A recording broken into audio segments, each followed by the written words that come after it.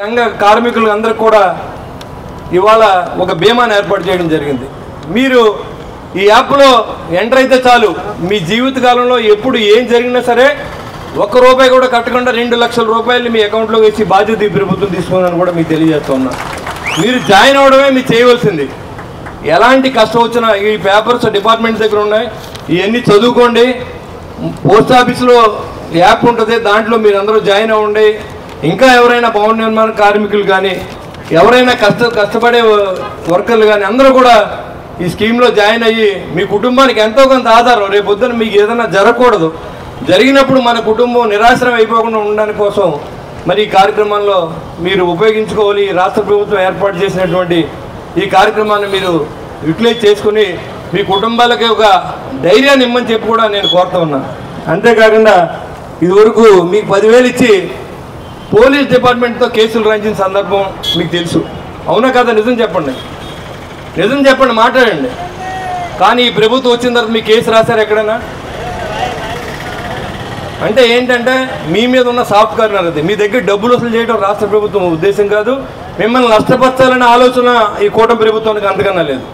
కానీ ఒక దుర్మార్గుడి దగ్గర రాష్ట్రాన్ని బయటికి తీసుకొచ్చి రాష్ట్రాన్ని అభివృద్ధి చేసి మన పిల్లల్ని ఇబ్బంది చేయాలనుకున్నప్పుడు మన పెద్ద ఆయన ఆలోచన చేసి ఏ ఉచితాలు అయితే ఈ రాష్ట్ర ప్రభుత్వంలో ఏ ఉచితాలను ఇచ్చి ఈ రాష్ట్రం యొక్క అధికారం చేపట్టిన జగన్మోహన్ రెడ్డి దింపాలంటే అదే ఉచితాలు మందేసి ఆ తర్వాత అభివృద్ధి చేసి రాష్ట్రాన్ని ముందు తీసుకెళ్ళాలని ఆలోచన చేసినటువంటి మన ముఖ్యమంత్రి గారికి మీ ఆశీస్సులు ఇవ్వాలని కూడా నేను కోరుతా ఉన్నా. దాని నిమిత్తంగా మీకు స్త్రీలకు ఉచిత బస్సు ఇచ్చారు తప్ప మిమ్మల్ని ఆటో డ్రైవర్లు నాశనం చేయాలని ఎవరిని అనుకుంటారా? మేము అనుకుంటాం, ఒకటి పాడవాలని మేము అనుకుంటాం, మీరు పాడవాలని మేము ఎందుకు అనుకుంటాం? మీరు మమ్మల్ని గెలిపిస్తే మీరు పాడవాలనుకుంటే మా కుటుంబాలు ఏం బాగుపడతాయి? కాబట్టి మీరు ఆలోచన మార్చుకోండి. చాలామంది చెప్తూ ఉంటారు, మీ మిత్రుడు చెప్పాడు, మిమ్మల్ని పరామర్శించడానికి వచ్చి మీకు దోలు తీరిందని అడిగినటువంటి నాయకుడిని మీరు చూశారు. మీకు అన్నం తిన్నారని అడగాలి. ఈ ప్రభుత్వం కష్టాల్లో ఉంటే మేము వస్తాం, మీకు కష్టం లేకుండా చేస్తానని చెప్పాలి. అది మానేసి ఇప్పుడున్న ప్రభుత్వంలో పెద్దల మీద ఎమ్మెల్యేల మీద ఏడిస్తే మీకేం రాదురా అని చెప్పి కూడా మీకు తెలియజేస్తా ఉన్నా. మీరు చెప్పండి, మీకు ఏమైనా కష్టం ఉంటే నా దగ్గర రండి, నా గుమ్మం తొక్కండి.